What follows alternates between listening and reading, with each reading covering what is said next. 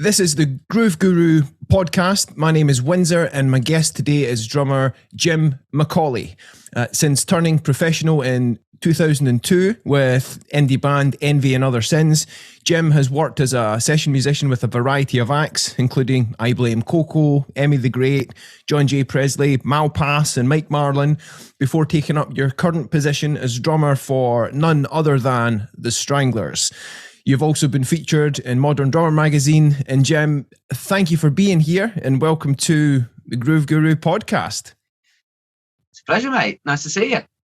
Cool. Likewise. And some context, how we met. I first became aware of you as a drummer through me playing with Hugh Cornwell and obviously referencing a lot of Stranglers material in the process. And part of that was checking out, a lot of footage on YouTube of Hugh's bands and also what the Stranglers and yourself were doing. And I really enjoy seeing you play with the Stranglers, as you rock those songs for people, big time. It's a lot of fun.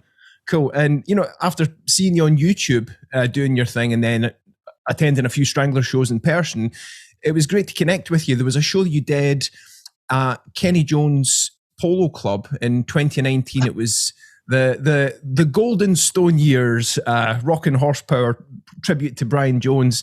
And I saw you walking around the festival ground a bit and came up and said hi. And we had a chat for about half an hour, however long it was. And I really enjoyed that. And it's great to connect again today, man.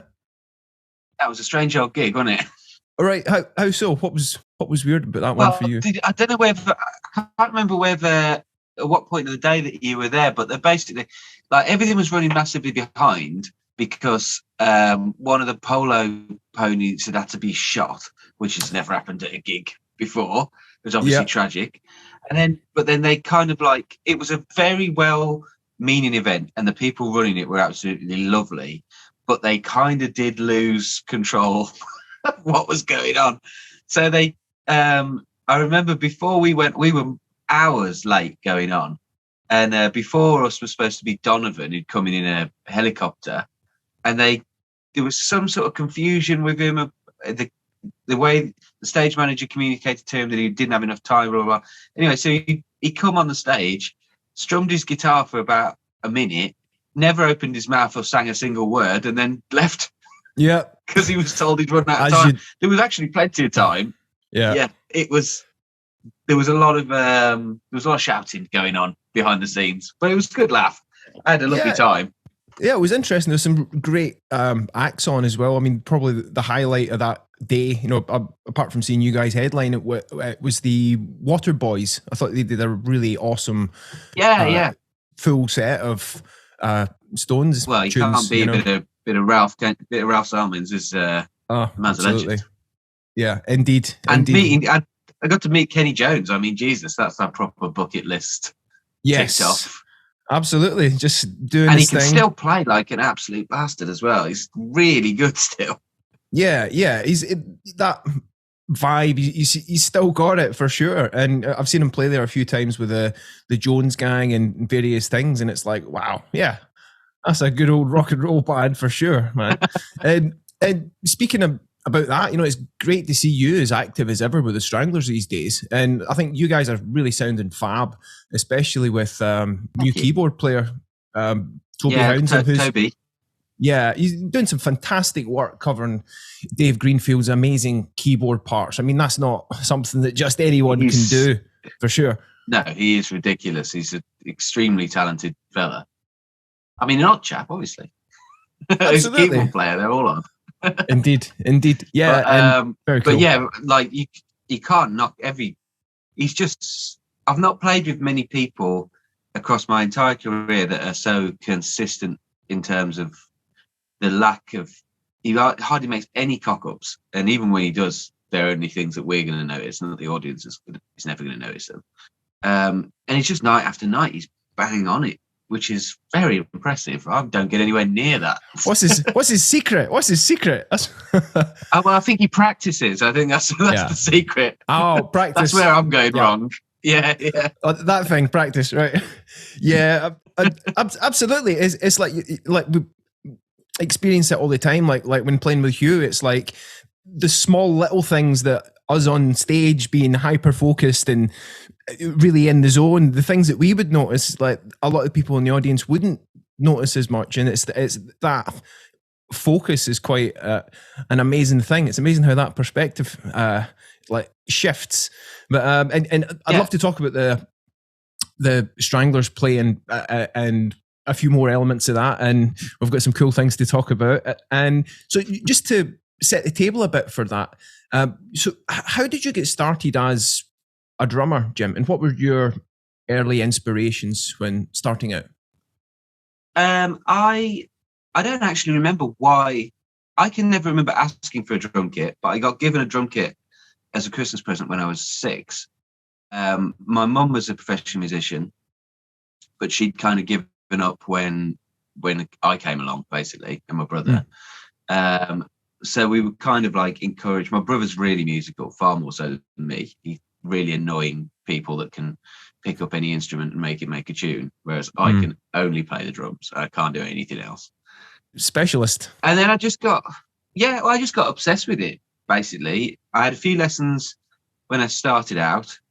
And then I just used to sit every single day. I used to play along to the radio for a couple of hours, just with whatever was coming on, which I think is quite a good way of learning, because you've got to learn to play I think it's nowadays when I occasionally practice, if I've got a tour coming up or something, I try and do the same sort of thing. I just put Spotify on randomly and play whatever comes on it. But it's not, I don't think it's quite as good because it's not random. You know, it's curated. The algorithm is giving me things that I like.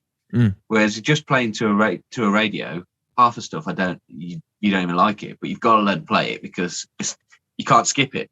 It's going to last for 3 minutes. You might as well play along, sort of thing. Yeah. So I think it was a really useful way of getting outside your comfort zone. What kind of stuff were you playing along to? What were some of your faves that really shaped you, like drummers, tunes, and records as well?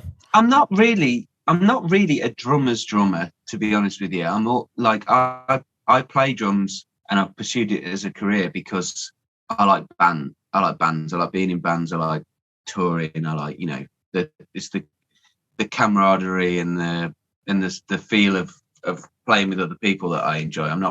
I've never been one to sit and really delve deep into drums. So as a result, my musical taste is quite poppy, really. It's broad. I like it. I like most genres, but I tend to like the more poppy commercial end of each genre. As soon as anything starts to go too far, like with metal or rock or jazz or anything like that, as soon as it starts to go too deep, I'm out. I need a hook.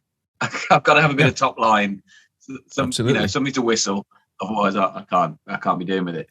So, for sure. Really early on, one of my dad's friends gave me a tape of Gene Krupa, and I just absolutely loved it. So I used to play that a lot. And then, I suppose it's not embarrassing. My parents let us watch the Blues Brothers when we were really little. Oh, amazing! And I absolutely love that. And obviously, the band in that is meant. Now with the benefit of watching it with a bit of hindsight, you go, well, the band's absolutely insane. That's why I loved it. Yeah, it's Steve Jordan and drums and others. Yeah. Oh, just such a great. Have you heard there's some proper live albums of them playing clubs around the time of the film, like Briefcase Full of Blues, I think was one, and then there was a live record, and it's absolutely rocking. Like, what a band! Donald Duck Dunn. There's a comedy element to it, but you can't mess around. They are brilliant. So I got into that, which took me into kind of like Motown side of things for a little while, and then, like most sort of teenagers of my kind of age, just got into rock, started going to festivals and joined bands, and that was it basically from there. Yeah, cool. Yeah, brilliant. Yeah, Blues Brothers. I need to watch that again. I mean, that was one of those VHSs that I wore that one out. That absolutely. Such an all-time classic. Amazing. And, leading up to the Stranglers and your career, what were some key milestones in your drumming career in terms of, how did you get the gigs that you got working with the bands and the artists? I've always just kind of been pretty lucky, to be honest. I mean, I joined a band in Birmingham in about 2003, 4, something like that, called Envy and Other Sins. And they were an established band that had moved to Birmingham from down south, because it's easier to tour from a central location. And that they went really well. Like we had a few good years of having singles come out and signed on little deals and stuff like that. And it kind of was really good. We had a lovely time, great bunch of lads. And then just towards, as it was kind of winding down in a weird way, the singer's wife entered us into this like sort of like early pop idol thing on Channel 4, but for bands. It's called Mobile Act. Right. Okay. And we ended up winning that. So we got signed to A&M off the back of that, which was a disaster. I mean, very interesting, eye-opening, like seeing how those programs are made and how deals are structured and all that kind of stuff. It was good. I don't regret it, but the band had about another year after that. We did some touring, made a bit of money. That was when I quit. That was when I quit a job, went professional. Right. All in, yeah. But then through the when that band sort of eventually went its separate ways, I just sort of met enough people on the circuit that you know someone would ring me up and say, "Do you fancy doing this?" Yeah. And then just sort of hop from job to job, really. And every time I've done a job, I've met somebody who's then gone on to give me another job, like a little sort of game. Word of mouth like type I don't, thing. you know, I don't live in London. I'm absolutely terrible at networking. Like I've got no formal education in drums or anything. I just, you know, get on with people, and they'll ring when they need a drummer, they ring you up. Yeah. And that's great. I mean, that's what I was going to ask is like, what were the key lessons that you learned along the way that really helped you sustain that work? And the first thing you were saying, you know, just getting on with people is, as we know, absolutely key. Absolutely, the most important thing. Yeah, like you. I mean, it's not exactly a unique pearl of wisdom, but it's worth noting that if you're touring, basically, I and yourself to an extent as well. We tour for a living, don't we? Mm. And when you're on tour, you're only on stage for an hour and a half. The other 22 and a half hours of the day or whatever, you're just living in the pocket of the people that you're with. So it's all about not being a dickhead, basically. Yeah, absolutely. Rule number one: around. Don't be a dick. Well, you know. you laugh, but then a lot of people ignore that very simple rule, don't they? Yeah, it's simple, and it's like that whole. There's one thing like being in the pocket or in the groove on stage, but it's like sustaining that off stage as well. You know, keeping a groove that way and keeping the vibe good there too is just absolutely key. You know, absolutely. And I think what also helped me was that, obviously, as you know, being a professional musician is not always a smooth ride, financially speaking. So in order to supplement when I wasn't touring, I started roadieing as well. Right. And I think that is something that is kind of a double-edged sword, because there is definitely a stigma. I know that there are jobs that I was put forward for as drummer that I didn't get because people within those organisations knew me as a roadie from other things. And there's definitely a stigma, you know, once you've been one, you can't cross over to the other.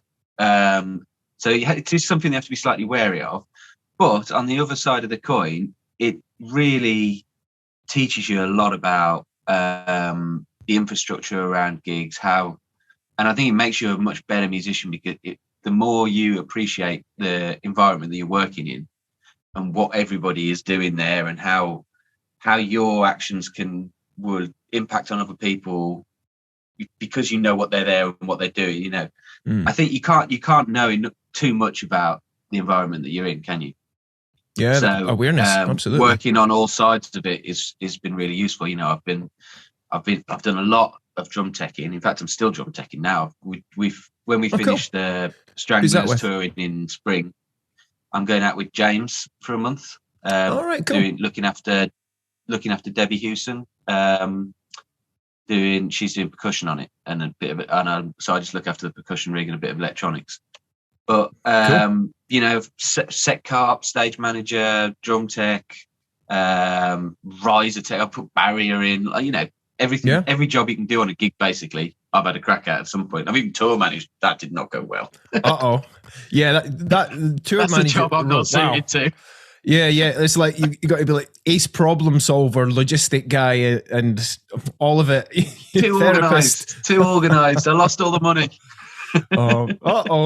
Yeah. Oh man, that's a great point. I mean, that just having that appreciation as well for the team round about you when you're on stage, because it's like we couldn't do it without those guys. Nah. So you know, making sure. I mean, one of the game changers as well is just making sure we take care of the crew as best as possible, because it's that thing. It's such a luxury, like playing drums, like to have someone that does the bulk of it. Like, I mean, I still do my tuning and stuff like that, but I never ever take that for granted. It's a cool, privileged position to be in. But great point as well. And so with the Stranglers, you know, how did that gig come about for you? You know, how did you find yourself in the position of what I would call the best seat in the house with such an iconic, long-running, great UK band? I was working for a guy called Mike Marlin, who's a lovely chap. Just doing. I hadn't recorded on his album. I was just doing his live work, and he was supporting Stranglers. He did either 1 or 2 UK tours and then a European tour as a support. And in the process of doing that, I got to know Ian Bernard, Yanni, who's Jet's old drum tech. And towards the end of Jet's performance career, Yanni, who'd been his tech for 10 years, was the kind of the substitute when Jet wasn't feeling up to it, or Jet didn't used to leave the country to play shows. So anything overseas, Yanni would do it. And because I'd done lots of drum teching and lots of roadieing and whatever, I got on really well with Yanni while we were doing these tours together.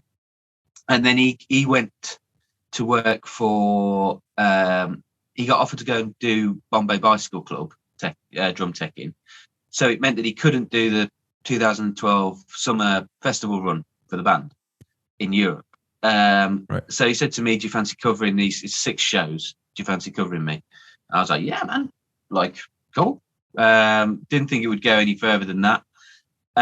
But then while he was out doing that, he got offered Stevie Wonder, and unsurprisingly enough went, yeah, all right then, I'll do that. Indeed. Wow. So he never ended up coming back. And it was just like, it was never sort of discussed really. I never auditioned. I'm sure it didn't happen like this, but in my memory, I can't really recall having a conversation with the band before we did the first rehearsal. Right. Like, it was just like, you know, we need a drummer. There's one. He'll do. Come here, mate. Like, wow. It was just like that. It was just literally, I happened to be in the room when it happened, and just the closest bloke. It was complete luck. But I mean, I think on top of that, because I've been on the road around the Stranglers production team and knew them all reasonably well, I think they kind of put a word in that, you know, he's an all right chap. You'll get on with him, kind of thing. So yeah, and then I started off with them. Absolutely balls the first gig up completely. What happened? Like, I don't know if you do the same thing. I mean, I have never on my set list now. Even now, 10 years into playing with the band, and I've played all these songs thousands of times, I still write in front of the track how the track starts. So, you know, if it starts with 4 clicks in from me, or guitar or bass or whatever, because on this first gig I played for them in Estonia, massive festival, like 20,000 people or something, and we got about 3/4 of the way through the set. We came to play Duchess, which is one of my favourite songs that the band play. And as you know, starts da, da, da, da, da, da. So it's a fill start.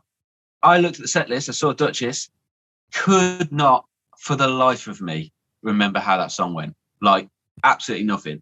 Wow. But I thought, okay, don't panic. You've got this. Just click it in. No, it's JJ counts it in.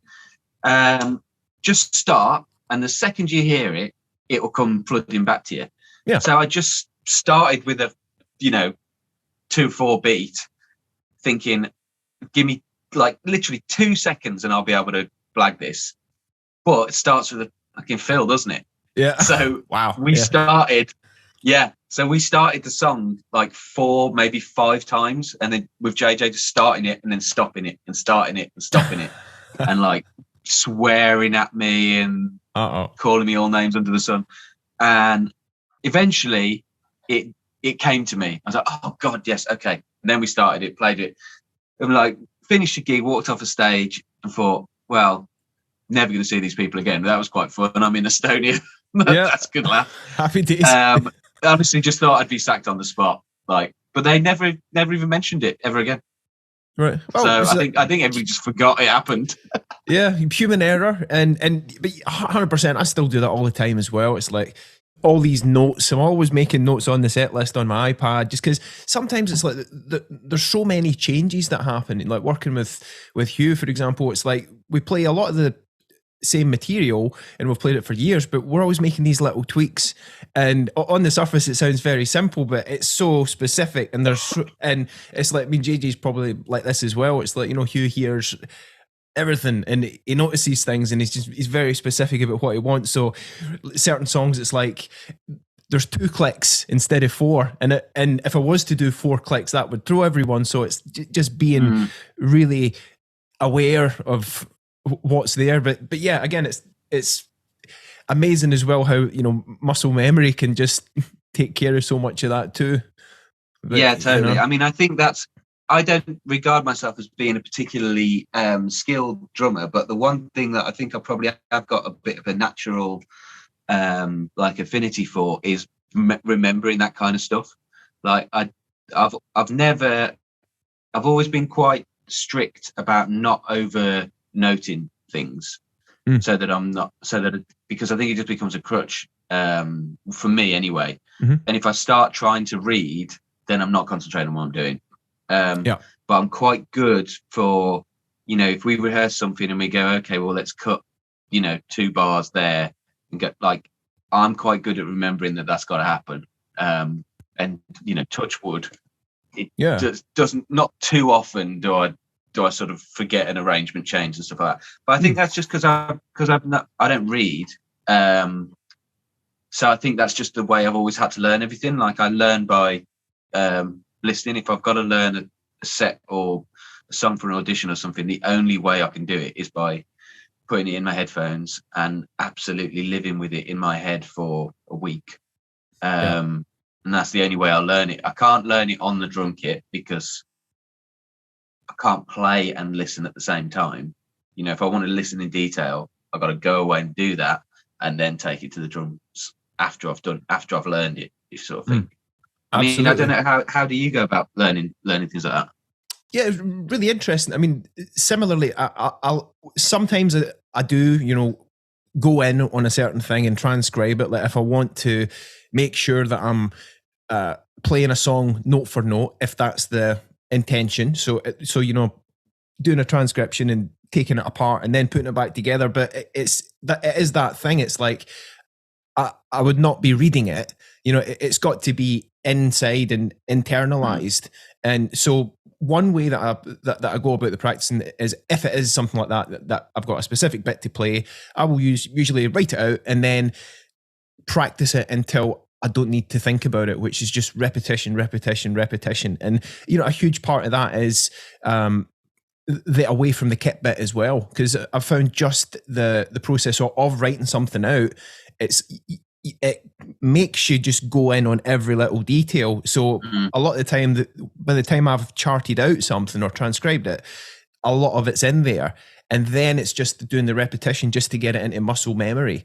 And one of the things I was curious about yourself is like, you know, when you learn all those little details, is that like just going through it in your head without playing it, or is it going through it in your head whilst you're listening to it? If you know what I mean. I mean, I'll be completely honest. I don't. For number one, I think it makes this process quite a lot easier when you're working with a band where you know the songs. Like, I think this is a lot harder if you're approaching trying to learn an artist's material that you're not familiar with. You know, that it's either a new band or a lesser known or whatever. So I think it makes it. You just know these songs. They're in your sort of consciousness. I don't particularly try and play the prescribed parts. I'm more focused on, and this is with the encouragement of the band sort of thing. I kind of just try and get the vibe, and if there's important fills that line up with other things that are happening, or you know, they're clearly part of a motif that's important for the song, then you got to focus on and nail that. But other than that, it's more about this song should feel like this kind of thing. And absolutely. Just sort of, and then it just finds its way after a little while. They're not, I don't know what cue's like, but my boys are not big on rehearsing. They're not going to sit. They're not going to sit and play something loads and loads and loads of times. So just kind of get the vibe, and then we'll work it out as we go along. Yeah, sure. I don't want to use the word lazy, but basically lazy. Oh, yeah, and like some bands are really like that. Like I did a show with a few shows last year with Wishbone Ash, and they don't rehearse at all. It was funny. It's like when I got the like asked to do it, you know, learned the whole set, like because it was a lot of specific bits. So it was about 2 or 3 weeks of, you know, I did write things out, but then just practicing to get to the point that it wasn't just like like reading a script every night. It was like just like I was free with it, and the feel was there, and you know, always just making it feel as good as possible. That was the key. But yeah, they don't rehearse. And when we went to the one rehearsal that we had, which it was the first show that the band had done after the whole lockdown thing, like 18 months or so. So a rehearsal made sense then, but the guitar player said, he goes, goodness, it's like, this is the second time I've rehearsed with a band. Mark, he said, the last time I rehearsed with this band was about 5 years ago in this same room when he first came on board. So, wow, it was funny. But yeah, you know, I mean, the thing with Hugh, you know, Hugh rehearses enough to just make sure that everything is as he wants it to sound. You know, just basically, I think it's just to take away any doubt that we can't do it. You know, so it's just rehearsing enough to know that, okay, we've got this. It's that thing. It's like, I mean, I find this with like confidence. I find that if I can practice something and see myself doing it, like I like to practice a lot of the time with a click, and to the point that I can just play the drums but hear all the other parts in my head at the same time. And if I can do that, then that is me proving to me that I know how to play it. And that it's like, it really helps with that confidence, you know, just seeing that you can do it then and relax. But yeah, it can take quite a while sometimes. It's just that repetition. It's just doing it enough to get to the level that you know that, yeah, we got this. And then, you know, things naturally develop, you know? Yeah, I mean, I'm exactly the same. I think it's all repetition. I'm not an improviser. Once I've worked out what I think is the best part to play for a particular song, I'll play exactly the same. All the fills exactly the same every single night. And then the game for me is, you know, the personal challenge becomes how perfect can you get it? Like, you know, you're playing exactly the same thing every day. So how good can you do it? I have a huge amount of respect for people that go and make it up as you go along. I could not do that. I'm not good enough, and I wouldn't be able to. I would be overthinking. I wouldn't be able to perform because I'd be thinking too much. But ideally, for me, I'm not thinking about it at all. But my arms are just kind of doing it, and I'm concentrating on the rest of the band. I'm not thinking about what I'm doing. Absolutely. So that's huge. How people improvise each night, I have no idea how they do that. That's next level.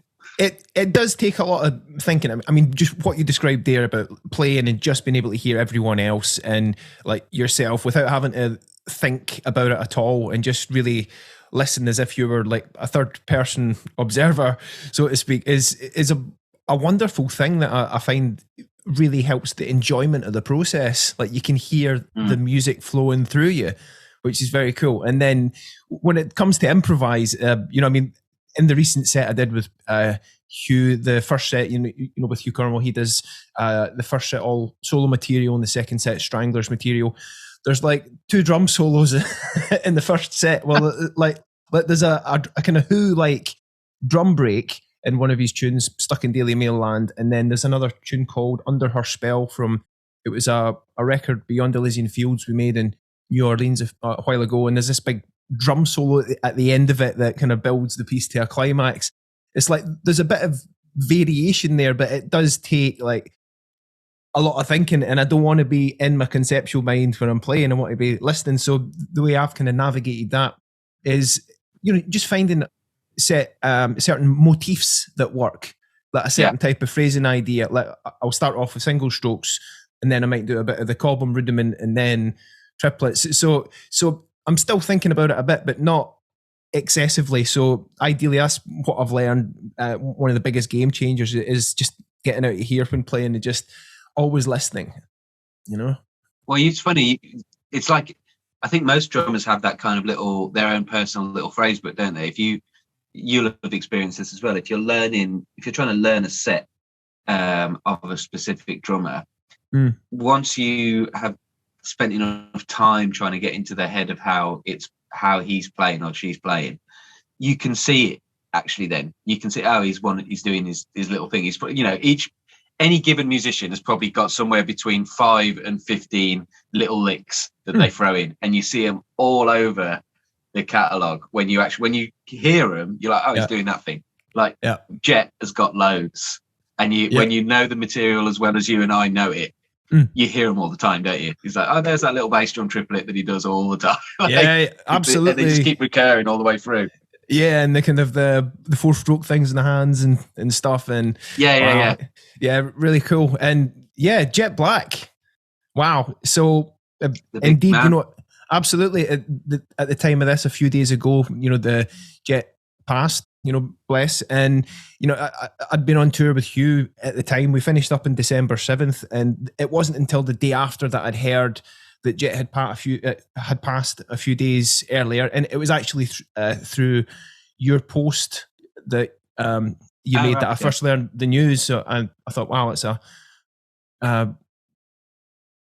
was really grateful for the way you phrased that and sharing your admiration, and that led to me getting in contact with yourself and having this chat too. And you know, what an amazing drummer, right? You know, I saw on the site that, you know, musically, you know, he helped the band achieve like 23 top 40 singles, 19 top 40 albums, which is pretty amazing. But beyond that, not bad going, is it? Yeah, it's not bad, not too shabby, you know. And beyond that, the thing that really resonates deeply at this time as well is that, you know, what a super inspiring human he was in the band and continues to be, you know, and I know he's inspired us both in our work. And what was your experience with Jet like? What was he like as a guy? He was, I mean, to be honest with you, I never, because of the nature of what I was there doing, I didn't get to spend a huge amount of time with him, because kind of by default, if I was there, it normally meant he wasn't. Right. You know, but I was lucky enough to, I did 2 tours where Jet was playing. I think one he did about half the set, and one he did a couple of 3 songs, I think.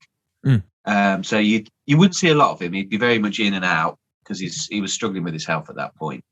But you'd occasionally get to say hello and say a few words to him or whatever. And he was always very supportive. Like I can't remember why, but we were both at the same rehearsal one day. And I asked him, he gave me a little run through of how to play Genetics, which was invaluable because I wouldn't have worked it out without that. Great one. He was just a lovely bloke. I mean, most of my Jet experience has come vicariously through the other three, telling me stories of being out with him and being on tour with him and living with him and stuff. And most of the stories are not for public consumption, but indeed they are hilarious. Yeah. And he seems like the kind of bloke that if I had got to know him, I would have liked him a lot. But he's a lot more.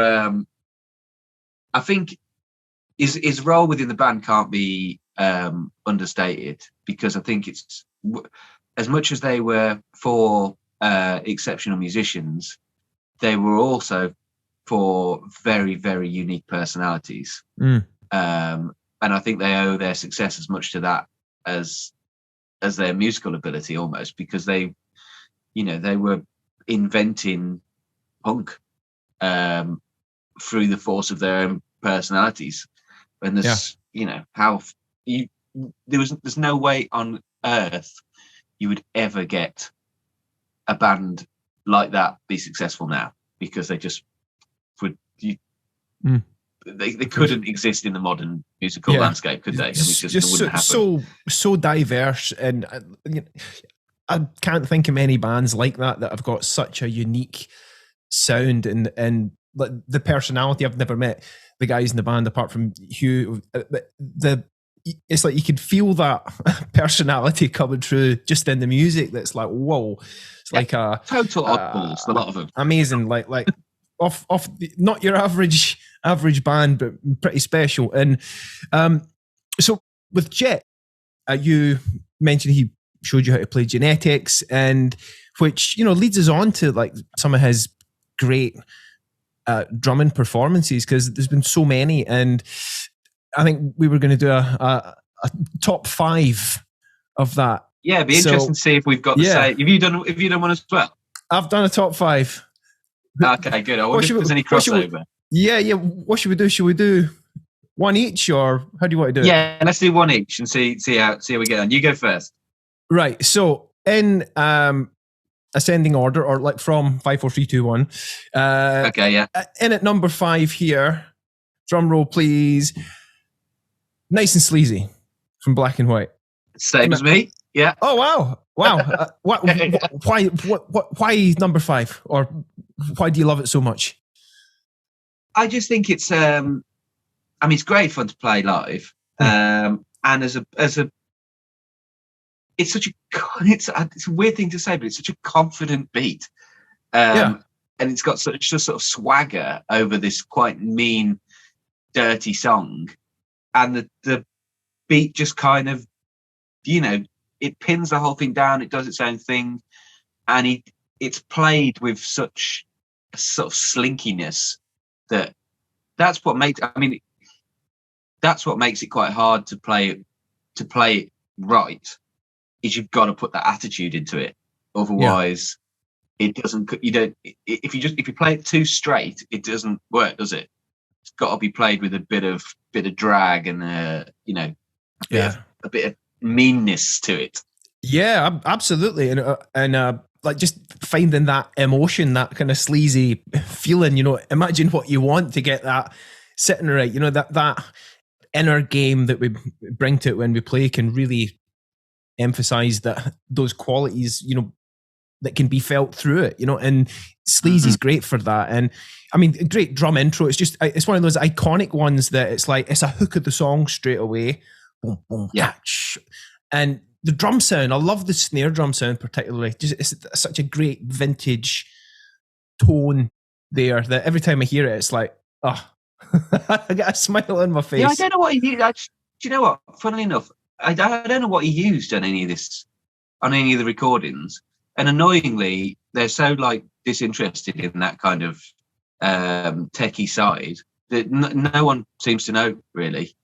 No, right. Well, not in the organisation at the moment. Like nobody can remember anything. It was very frustrating.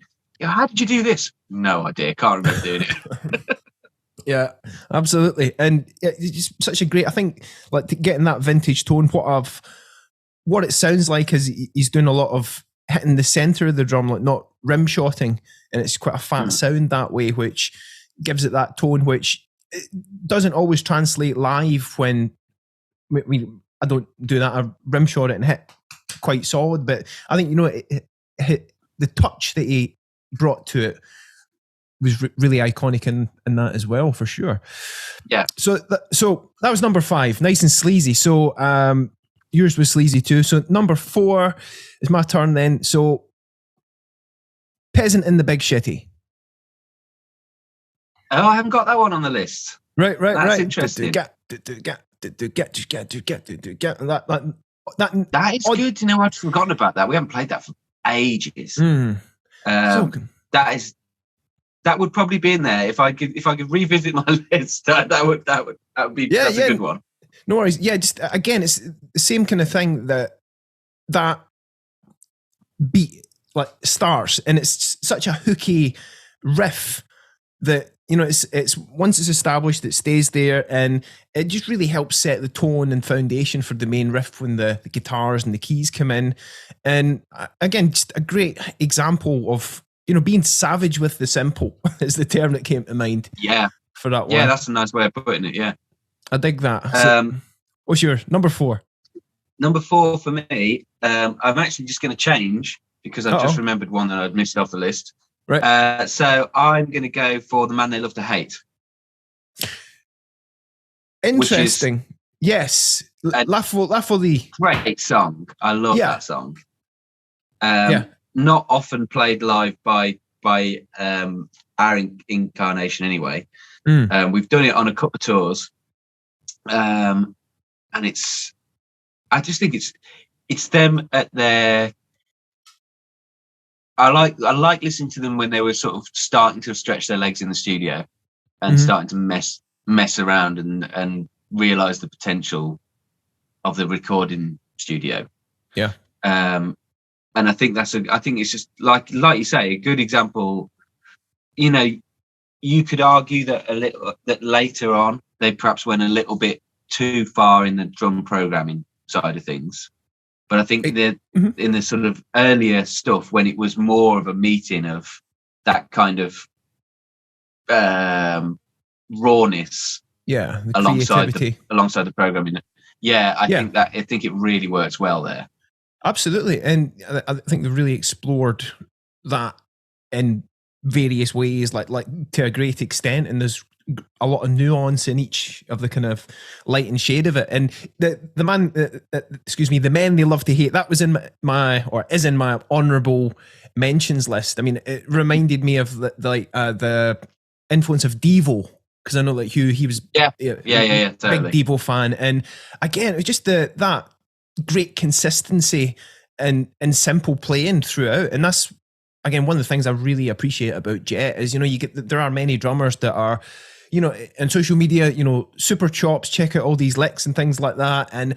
But it's less popularized about just how to play a song really well, which is what the key is. And I think for me, Jet really is such a great example of acing that.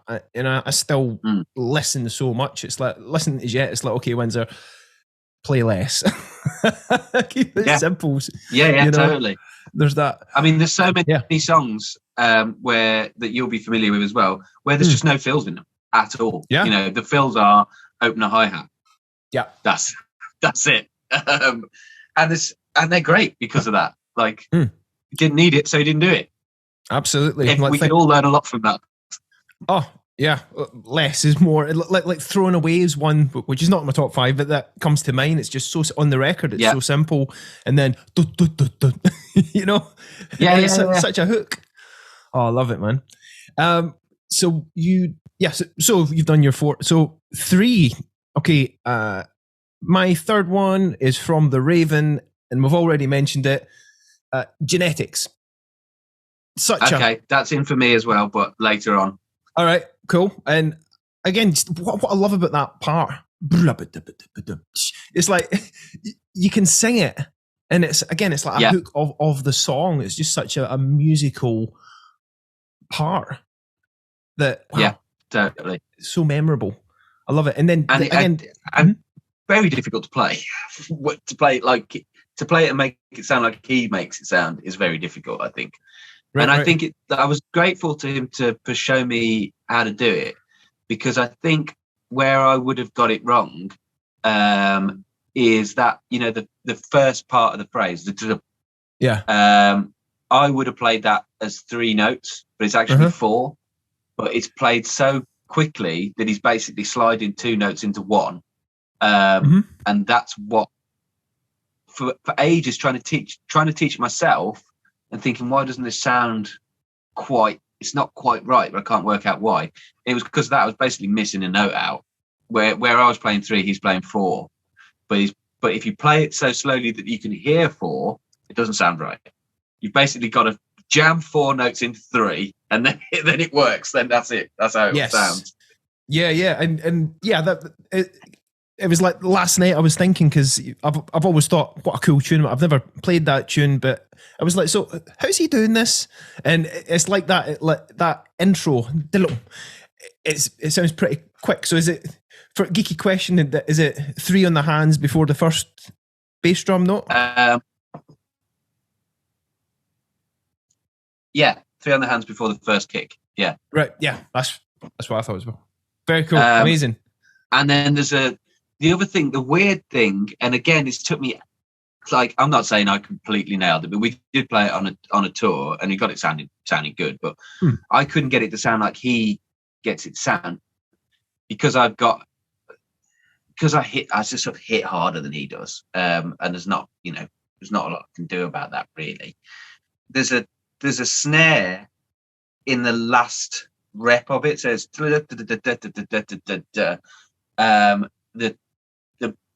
penultimate beat of that last lick is a snare, but it doesn't sound like a snare, but it definitely is. So when I'm playing it, you can tell it's a snare because you can hear it, because I'm playing it slightly harder than Jet does.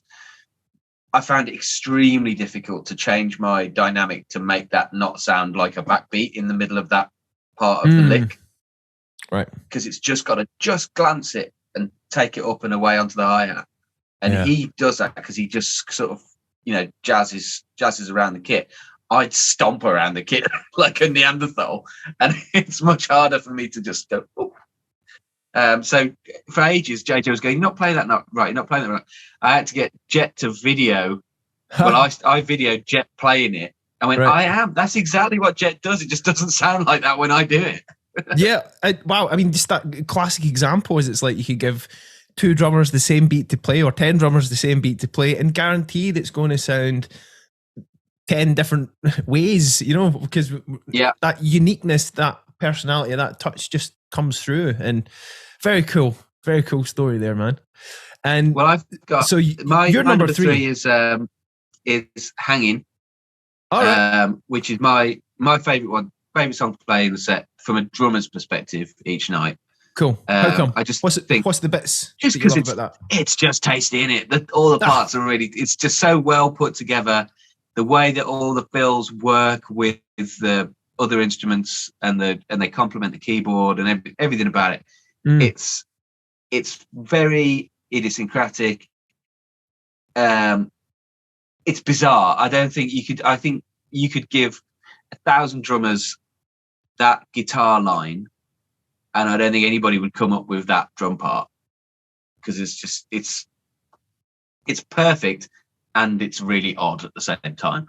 And I think that's Jet's drumming at its best, is when it's really odd but perfectly suited to what he's trying to achieve.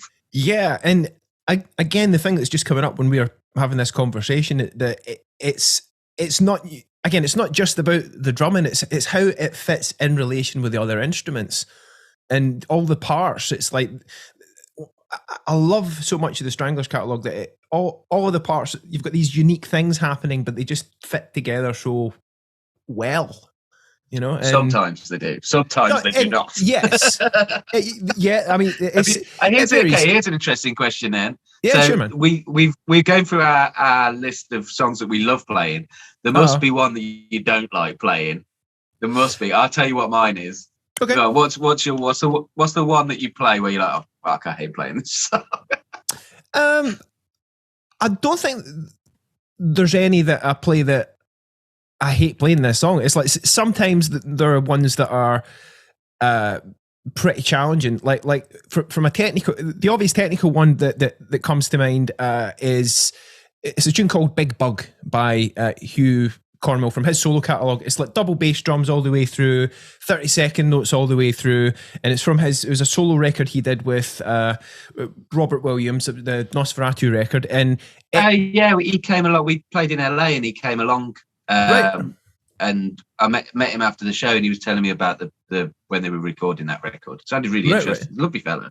Yeah, and I think he played with the Stranglers for a while as well. I think there was a few dates. That's why he came down. Yeah. Ah, right, cool, awesome. And to answer your question on this one, the reason why that's is at first it was to play like that single strokes, 30-second notes for about 4 minutes at tempo. It was like physically at first I couldn't do it, and when I was playing the song, it was such a strain that I was thinking about it when I wasn't playing it. Can I get through it? Can I make it through this version? So I had to, readdress that and change the mechanics of the way that I played it and just outwork my self-doubt with it. I basically practiced until the self-doubt and got bored and decided to piss off, and so that one, because it's kind of uncomfortable to push myself, but I'm just training myself more and more, being comfortable, being uncomfortable. Stranglers wise, I'll have a quick look at the set from the most recent. Mine is the reason it popped into my head was you saying that the all of the people in the band doing different things and it working together. Yes, we did a tour a few years ago where we did the whole of Black and White as the first half of the set. Oh, cool! And as a result, obviously, you have to play every song that's on that album. And Enough Time is on that album, and that is an absolute bastard of a song to play live because it's four people playing four completely different songs. Like there is none of the parts bear any relation to any of the other parts. Right. So, and it's in some. I mean, I'm not a technical player, so I don't really understand time signatures. I just learn what I'm supposed to be doing, and that's it. It's in some mental time. There, and the only way I could get through it was like, I can't remember exactly what the count was now, but it's something like count to 9 5 times and then there's a 4 or something like that. And the only way I could play it, because there is no melody, there's nothing to hang on to. If you lose your place, you're gone. There's no coming back. Like you just don't know where you are. That's it. We play with in-ears on, obviously. I had everybody else muted. And I was just counting, and just the sheer horror of if I lose count, it's gone. With the ship is sunk. There's no way back. I can't go, I wonder what the guitar's doing. I'll lock onto that. Nope, he's doing something mental. Yeah. The bass is doing something insane. There's a fucking Morse code solo coming up in a minute. That ain't going to help me. A nightmare. It's a nightmare. Yes. Sometimes it's that just head down. Okay, let's get on with it. Plow straight ahead. Wow. Yeah, it's. Yeah, I mean, with the Strangler stuff that we do, I don't get that. There's no real songs that I kind of dread, so to speak. It would more be in Hugh's solo catalogue, because it's like, I was joking with Pat, the bass player, it's like the first set for him is pretty straightforward because the bass playing is generally a lot simpler, and his main workout is playing the Strangler set, because those bass lines are just full on a lot of the time. Insane, so it's like the opposite for me. It's like that first set with Hugh's stuff is all the kind of drum craziness, so to speak, and then a lot of the Strangler stuff, it's like, oh, I get to play 4 on the floor, for a lot of it anyway. But so quite a lot of the time I like the fast ones in the set. I struggle with my hands a lot. I've got carpal tunnel and tendonitis and all sorts of things. So when we start fast on a set, and the first 20 minutes of the set is fast, they don't really do any chatting. There's no breaks between the songs particularly. It's pretty much just plow through for the first 20 minutes. And I will frequently be sitting there thinking, come on. It's all right. We're going to play European Female or Laugh-A-Lee or something in a minute. I can have a rest for a bit, because there's hardly any drumming in that at all. So I'm just thinking, go on, 2 more songs. You've only got to get through 2 more songs, and then you can release your grip. Absolutely. Yeah, and I think it speaks a lot to about, warming up as well, which is another thing we could get into and stuff. But I'm thinking, let's not get too sidetracked from the top 5, because we're on a pretty cool roll here. No, it's amazing. It's all great stuff. And so, where were we? So I think I said genetics, and then you said hanging for a number 3, right? Yeah. That was it. Okay. Then number 2. Okay. I've got Baroque. Oh, cool. Baroque Bordello for me. Awesome. And which is kind of, I would put in the same bracket as Peasant, really. Is that kind? They're 2 songs from a similar ilk, aren't they? Where it's quite a structured part rather than drum pattern. It's you're playing a part, which I find quite interesting to play. Yeah, and it's a really quirky one as well. It's like I've played that a few years ago with you. It was on his it was a live album, People, Places, Pieces, and he did a bunch. And it wasn't until then that I had to learn that. And it's like, it was just one of those parts that I've never heard a drum part like that before. Boom, gung gung, and it was like, wow, just really creative. And that one definitely sticks out as another one of those that you've got so many different things musically happen at the same time, like the guitar part in that. It's like, it's like in 7 or whatever it is, and the vocals in 4, and it's like, I have no idea what it's in. or whatever it is. It's like, how do you do that? It's that, wow, amazing focus. I know that Baz finds that one tricky to play and sing at the same time, because the vocals and the guitar are just completely going in opposite directions, basically. Which is it's quite common in Stranglers material that something like that is happening, isn't it? Absolutely. And again, grateful for these scenarios, because it's like, where else do we get the opportunity to play with such quirkiness? I've never encountered that to this extent. Number 2, Golden Brown. Okay, that's not made my top 5, but fair enough. Again, just coming back from, it's like in the top 5, I've got a mixture of, really standing out as drum parts, but also I think it really speaks to Jet's like jazz roots. A great example of that, in playing very elegantly, and there's some interesting time signature stuff going on. I think it's it's in 13, however you want to count it. But again, it's just but again, it's like, but just when you listen to the whole thing, it just supports that hit tune with just such simple, elegant playing that's just perfect for the song. And it's, wow, just beautiful, really. And it is, yeah. And again, very unique, because it's kind of, like you say, you can hear the jazz background in it, but it's not cod jazz, which I think is which is the success of it. Basically, it's still kind of weirdly stompy. Like there's no delicacy to it. There's finesse to it, but it's not delicate. It's the kick drum and the ride. It's there. It's present. It's like it's not trying to be too smooth. Yes, there's a definite pulse that's subtle but like visceral. You can still absolutely feel it. Yeah. Groovy, very cool. All right, yeah, I should have put that in. That's a clever. You're right. It should be in the top 5. It's just I find it really interesting just hearing from your perspective, and the thing that comes to mind is that, again, it's not just about the drum part in isolation. A lot of it is, it's like how what he played just worked so well musically is again, which has been a huge point of reflection that I just remind myself to prioritize after starting off as how many chops can I play. Just really learning some of those lessons that, it's all about, what makes the music work the best, what makes the song work the best. Because it's like, without the song, we couldn't do what we do as part of that. So, absolutely, yeah. I mean, with the Stranglers specifically, like so much of the time, you've got like Greenfield and Burnell and Cornwall doing such crazy stuff that if Jet was doing crazy stuff as well, you wouldn't be able to make any of it out.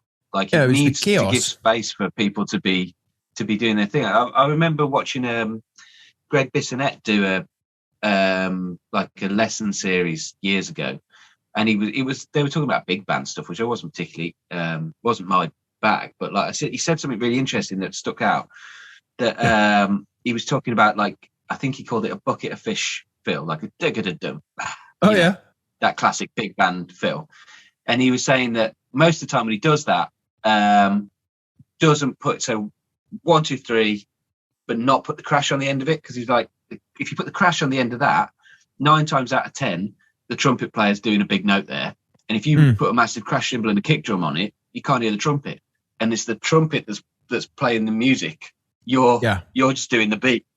So if by you're obstructing the music, if you're not thinking about your part's place within the song. I thought that was really interesting. Like, just, it wouldn't have occurred to me to think about it like that. But now that it's got to be 10 years ago, I saw that clip, and it's really, I think about it all the time, particularly when I'm writing parts. Yeah. A great one. And like, similar one that comes to mind, it's a good friend of mine, Gary Wallace, MD for Tom Jones, played in Pink Floyd and Genesis, fill in the blank, amazing musician, very cool guy. And the thing that he pointed me to that similarly sticks in my mind, it was a track by Little Feat called Long Distance Love. And I'll put a link to this in the show notes if people want to check it out. But it's the point that there were no crash cymbals in the song. And it's like, it just left so much sonic space, like, especially for the vocal. Because again, it's that thing. I know we're getting into drum world here a bit in some of our explorations. And the point is, a lot of people who go to gigs are not musicians, and they have no idea what we're playing. They just want to hear the song.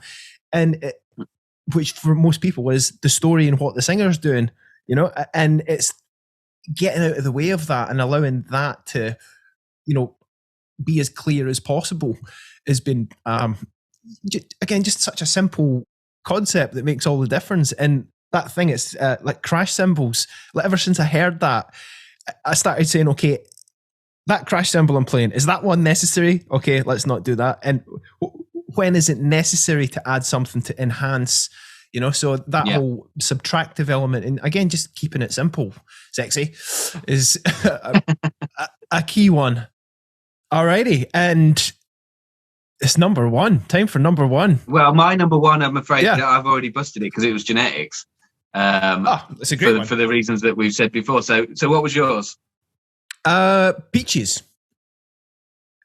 Oh, I forgot about Peaches. Right, yes, that should have been in there as well. They just sat.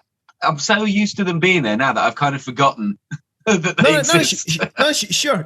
And it's like, I mean, I probably wouldn't have remembered unless I had, went through as well. But again, it's like you were saying with your number 5, Sleazy. It's just, such a great swagger throughout. Just that cool stomp, and it's almost like to me, it sounds like that song is like, it reminds me of like an early rap hip hop song, which those early hip hop things like Sugar Hill Gang and stuff, it was all played, and just that whole groove that locks in is just such an amazing platform for the rap, the vocal that goes on that one, and it's cool. I enjoy. I mean, I don't know how much of it is an apocryphal tale, but the story of them writing it, that it's been told to me at any rate, is that Jet and JJ went to a reggae night in London, and may have indulged in some substances while they were there, but that's possibly by the by. Had a lovely evening and came back and decided that they wanted to write a reggae song, and basically they couldn't do it. Right. But Peaches is what came about. That was them trying to write reggae. It's not a bad effort. I mean, it's not reggae, but it's still pretty good. Yeah, pretty cool. Absolutely. And I remember a story about this one. It was because when I was rehearsing with Hugh a while ago, Paul Cook the Sex Pistols and Professionals. He was there as in the same kind of complex. I can't reveal where it is, but yeah, basically, there was a story that Hugh told me that he always remembers it fondly of Jet, because again, whenever Hugh's spoken about Jet, Hugh always speaks about Jet very fondly, and like you can sense that there's a dearness and that they shared a really special time together. That's palpable, and it was cool. I mean, there was a cool story that it was back in the day, whenever it was. Paul Cook from the Pistols was sitting down with Jet Black, and he was saying, "So Jet, how do you do that fill in Peaches? What is it that you're doing there?" And Jet was explaining to him how it was, and yeah, so that was a cool little moment that was like, wow, and very, very, very fun. But yeah, and Peaches, again, probably one of the reasons that comes to mind is that a lot of the Strangler stuff in recent times we've been doing with you, most of it is all straight 8, 16th, 2 and 4, whereas Peaches is one of the only ones that's got more of a kind of swing feel to it, where triplety shuffle feel. So it's like, okay, refreshing. It's cool. We get to do this one again, as well. Like you've got to hear how he does it and try and mimic it. If you just transcribed it and gave it to someone and said play that without hearing the song, they would never play anything like it. You've kind of got to be sloppy with it, haven't you? Otherwise it doesn't sound right. You've got to try and play. You've got to try and leave your hands late against your feet, almost. Like the kick drum is on it and sort of relentless, and your hands almost. When I'm trying to play it, the sensation I'm trying to get is that my hands are dragging behind my feet a little bit, just to kind of give it that kind of feel, where or you're almost holding it back a little bit. Yeah, it's that behind the beat, so on the beat but behind it, and yeah, absolutely. And what's your inner vibe with that? What are you thinking to get the peachy feeling?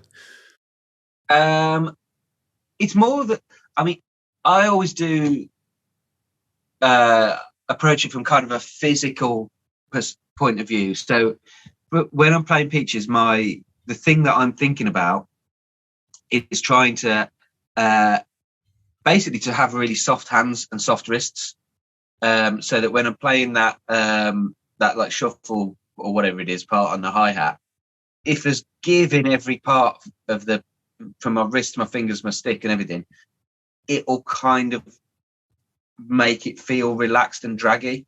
If I play it too tight and it's too choppy and it doesn't give you that feel, if everything's just sort of legato, it just relaxes the whole thing. And then the kick drum is like you've got to get that smack in the pocket, and everything else just sort of drift around it a little bit. And it doesn't really matter if you push and pull off with the tempo of your hands into choruses and things like that, as long as the kick drum doesn't. Then it's that can disconnect, where it can wander about wherever, follow the other people in the band or whatever, but the kick drum's got a bosh bosh bosh. Yeah, it's like it grounds it type thing, and that's the beautiful thing as well. It's the human element to it, the humanness. It doesn't sound like a drum machine, it's real people playing music.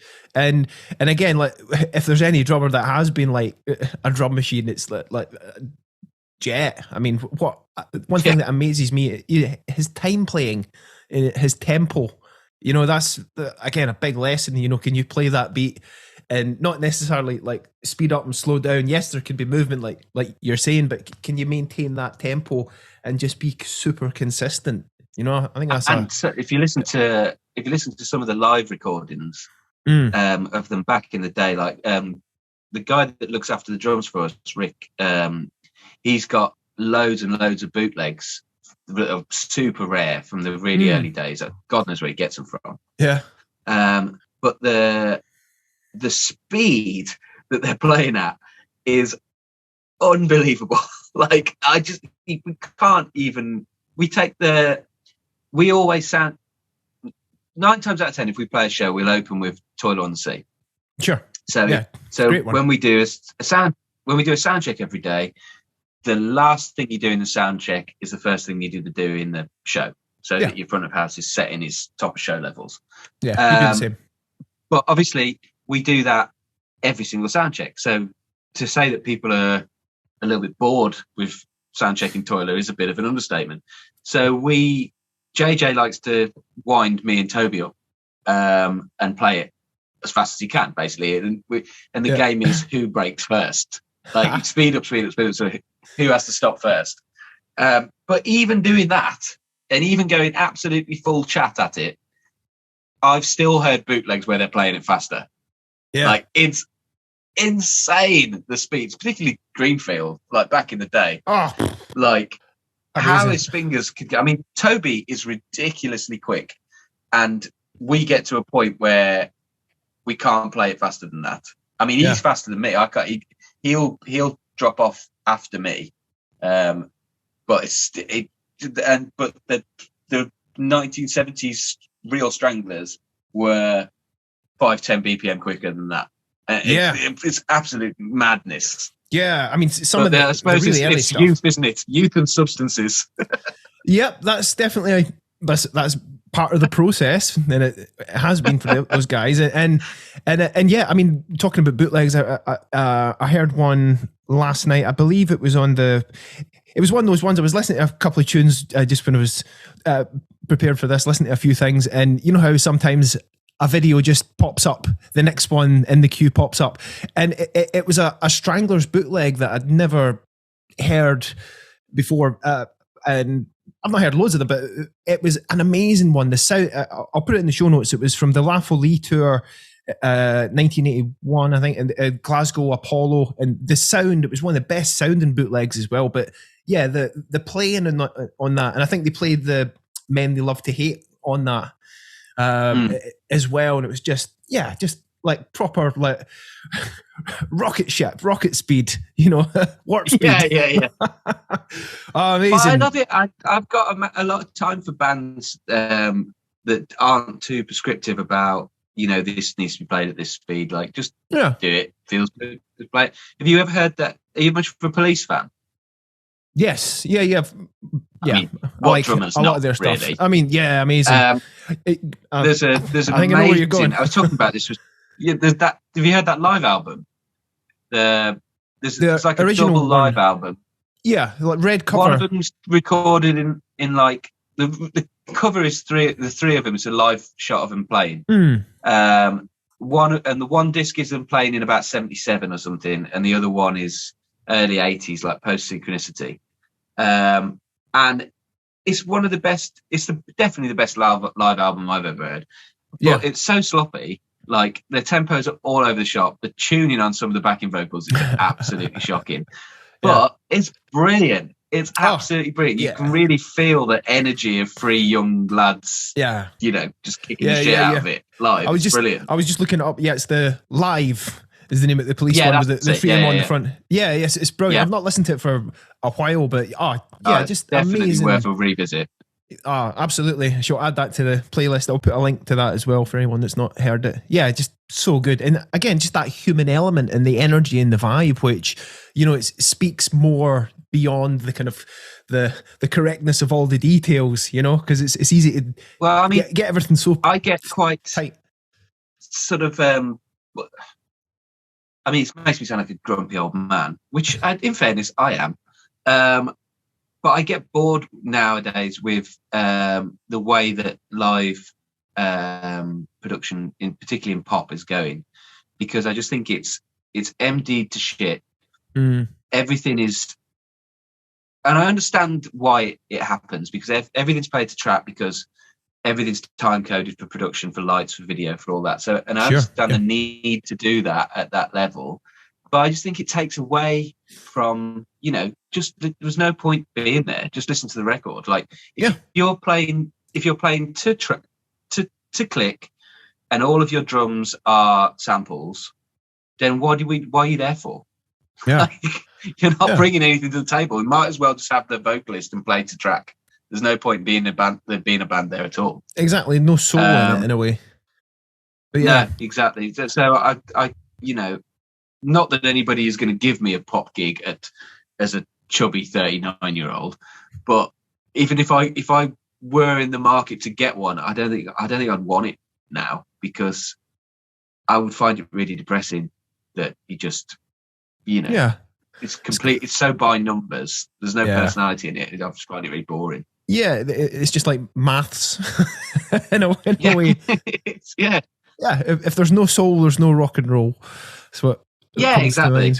Yeah, man. Maybe it'll come back. People. I mean, I actually, funnily enough, working for James over the last year, being at more indie style festivals as opposed to punk and rock, which is our bread and butter. It's been quite inspiring, actually, because I've seen quite a lot of young bands that have been, actually, these are really good. Like, and there's a sort of integrity about the way that they're doing things that's obviously sort of, whether they're aware of it or not, like kicking back against this sort of super polished pop sound. Like we played with the Snuts, who I think are from Glasgow. And they were class. I mean, very, not necessarily my bag, like quite Kasabian-y. Yeah. I would hesitate to use the phrase lad rock because it's got negative connotations, but definitely of that ilk. But they were brilliant, like really good, dead young, handled the crowd really well. Like they were banging. Yeah. And I think also,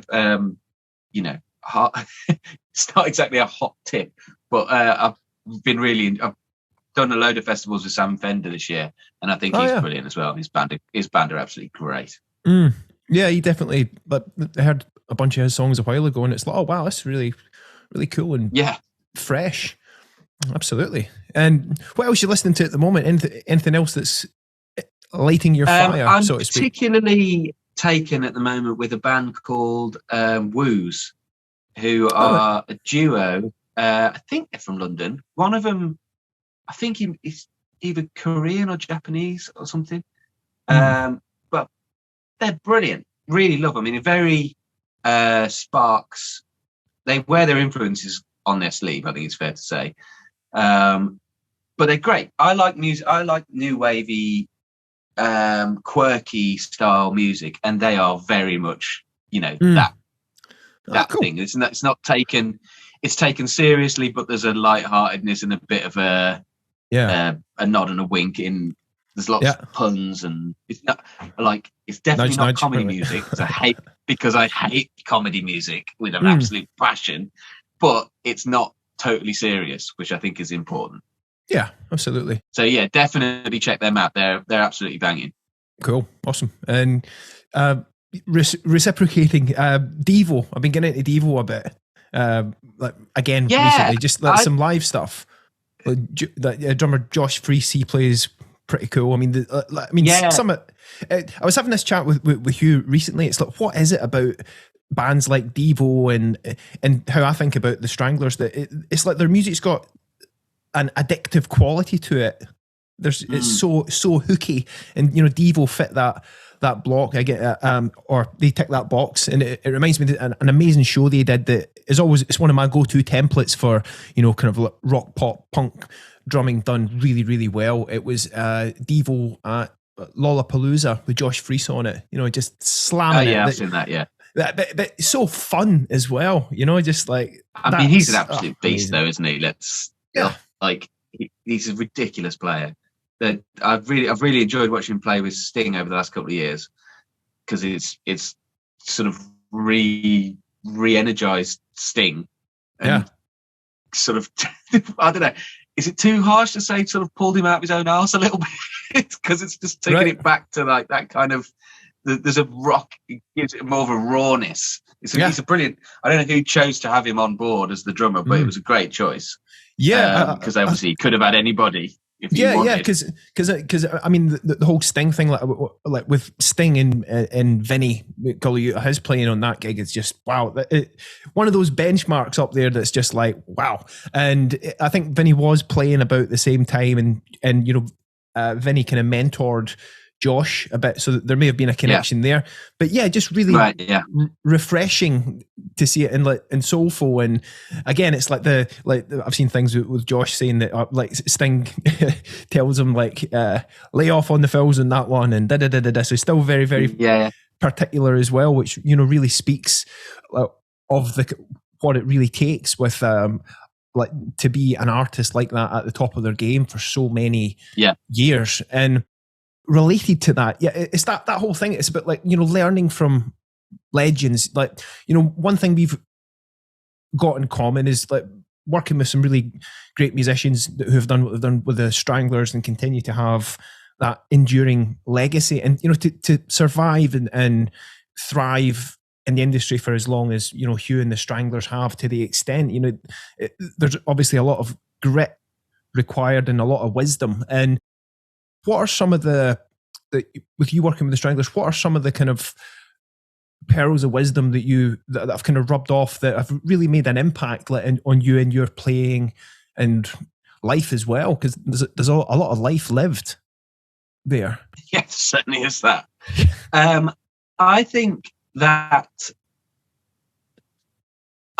their greatest strength is also weirdly one of their biggest weaknesses, really, is that they genuinely, that kind of punk ethos, it's not an affectation. They genuinely are like that. They don't give a shit.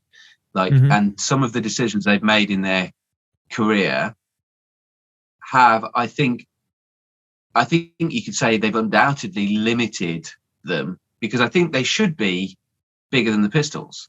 To me, they're a better band than the Pistols. They're the variety in their output and the consistency of their output, and just the volume of it as well, means that they should be right up there. But they have self-sabotaged on numerous occasions, which I think has held them back. But at the same time, yes, it's stopped them getting that super mega mass market success, particularly America, I suppose I'm talking about. But it means that the fans that they have, and let's face it, they got a lot, love them more for it. So I think it inspires a real, genuine, deep devotion. Yeah. Because people can see that there's no affectation with it. It's totally genuine.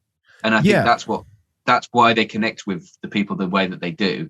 So it's a strength and a weakness, I think. But it's certainly something that I've taken away from them, to, have the courage of your convictions, regardless of the almost inevitable problems that's going to cause you.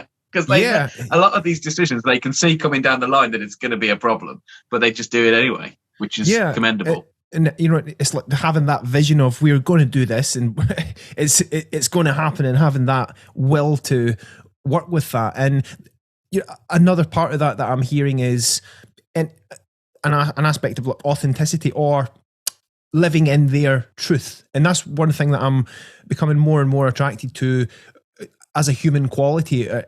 It's people that live their truth. They have their unique values, but they live true to that. And obviously, depending on where that lines up, there can be a negative side of that, or you can use that more positively. But just that ability to tap into the will or the spirit, and just stay true to that definitely resonates. An admirable one. Yeah, very cool. Well, I mean, they can't be caught out, can they? Because they're just 100% authentic all the time. And if you like it, you love it. And that's why they I've worked with lots of bands that are in their particular moment, they're bigger. They're playing bigger venues, they're speaking to bigger crowds, but they don't inspire that same devotion that our boys collectively do. I'm sure Hugh's exactly the same. Like, you can't go anywhere with them without somebody being waiting there to have something signed. And that person has probably already got 50 things signed by the band and met the band loads of times.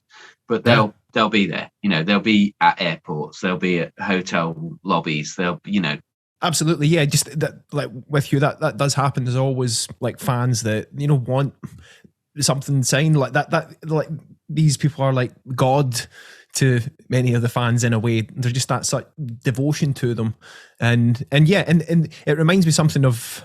Are you still there, buddy? Hear me? Yeah. That's it. That's fixed it. Sorry about that. That's my worries. My wife. No worries. Yeah. How you doing for time, by the way? I'm probably going to have to start wrapping it up because I think she wants to go out. Sure, cool. And I've got to look after the kids. Absolutely, yeah. So just wrapping it up then with a fun question or so. So any cool, fun rock and roll stories that you can share, obviously, that you've experienced with the Stranglers that are quite cool? We've been very lucky, really. Or I mean, I've been very lucky to be part of it. I mean, we've met a lot of cool people. Like we did one of the highlights was one of the early tours I did with them. We went to Australia with Blondie, and it was great actually because you've probably toured in Australia as well. It's really a bit of a slog touring Australia because there's so much flying. Yeah. So you never get days off. You get days to fly. Yeah. So that with the jet lag and everything, is just knackering to go to Australia. But Blondie tour was amazing because they were freighting all of their gear. So everything was, so we'd fly and then have a day off to let the trucks catch up. So it was amazing. It was like going on a holiday. Yeah. And promote a hotel. So we were in the same hotels as Blondie all the time. And we had we were in like Townsville, which is a bit of a rural, backwatery kind of town. Sorry if you live in Townsville. But we were stopping in this like weird casino hotel, and it had a grand piano in the foyer. And we late at night, everybody was a bit pissed. We'd had some dinner, and we got our band around. Like Dave Greenfield was there, Debbie Harry and Clem Burke. Clem had found from somewhere a tambourine. And our front of house guy, Louis, who also is our producer when we record, is also the keyboard player in the Wurzels. So all right. he was playing the piano. So we had a Wurzel playing the piano, Clem Burke playing the tambourine, Dave Greenfield was playing the other end of the piano, and then Debbie Harry singing. And like people would sort of like started coming around to watch, and everybody's having a lovely time and clapping and stuff. And then we got thrown out by security for making too much noise. I'm like, that's Debbie Harry, mate. Just leave us alone. No, we got chucked out. Oh, wow. Wow, yeah, this part of it. Yeah, that's great, though. That's great, absolutely. And yeah, great to have that luxury of when doing that kind of Australia tour, which you guys are off there, back there again soon, right? Yeah, we're back in not February, March, I think. Or is it March? No, it's April, because I'm out there for my birthday. Cool. So yeah, I'm really looking. I mean, I love Australia and New Zealand. It's despite the fact that I have just said it's a bit of a slog, it's a very, very pleasant slog. It's just, it's a little bit exhausting, but it's a fabulous place, and the people they're lovely. Every time we get the opportunity to go there, we're absolutely delighted.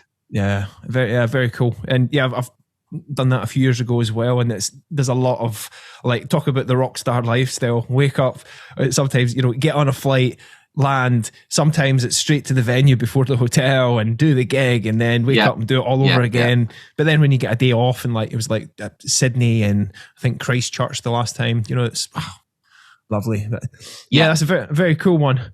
So wow, Jim, this has been really cool. I really enjoyed this, and I think this is thanks, man. I mean, I don't envy you having to edit it because there's some proper boring nonsense to cut out of it before it goes to public consumption.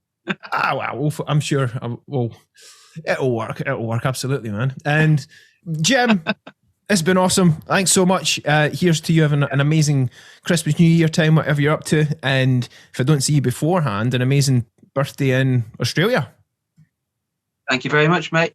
Next time you're up and down the country, give us a shout and I'll come and have a pint with you. Sounds like a plan. Cheers, Jim. Nice one, mate.